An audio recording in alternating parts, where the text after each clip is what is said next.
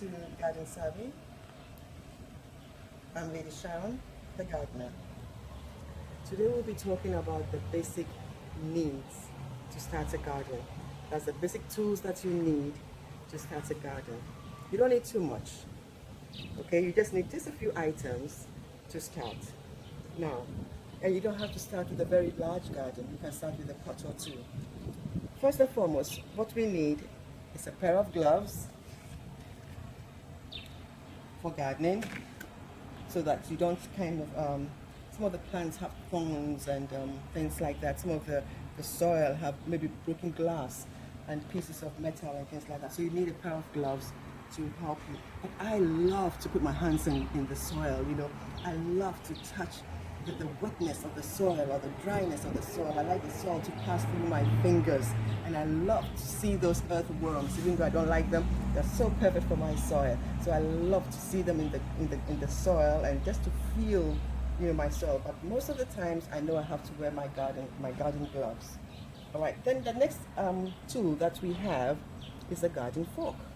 Now this obviously has been really spent, well used in my garden. It's one of my favorite tools. You know, it helps loosen the soil and pick up the soil to give it more, make it more roomy inside there.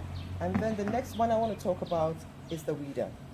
This is like a two-prong fork, and you use it to go deep down into the soil to lift up very, very difficult weeds. So some weeds that are so difficult you can't pull with your hands. So you need the weeder to go deep in there, lift it up, and straight away it comes up. All right, now we have the trowel. This is fairly new because my old one was so old. It couldn't even pick anything up anymore. So you use it to loosen the soil and dig out. All right, these are the basic things that you need. Most important is that you do definitely need a secateurs or a pruner. Now it has to be good, it has to be firm, and it has to be sharp, so that the moment you cut something, it cuts it straight off and it doesn't leave a blunt edge. When it leaves a blunt edge on your plant, it's most likely your plant is going to die because it's going to be filled with bacteria. So you need a very, very sharp one and a good brand. All right? And then of course, with all that I have said, a few of the important items that you need is definitely a planter. This is a very good planter.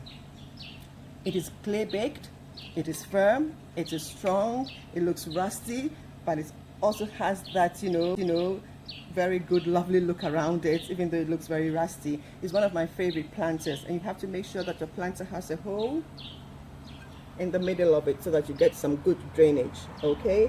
And this is also another plastic planter for starters. You know, you can plant your plants inside here, all right? And then sometime, you know, when it starts picking up and doing well, of course, you can just drop it inside this beautiful clay planter. So basically, these are the things that you need to start off with gardening. Not too many tools, not too many instructions, just your regular gloves, your garden fork, your secateurs, your trowel, and your weeder. So with these items, your garden should be ready to start off.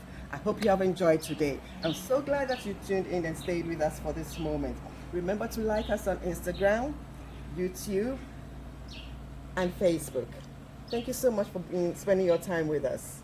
Remember, garden is life.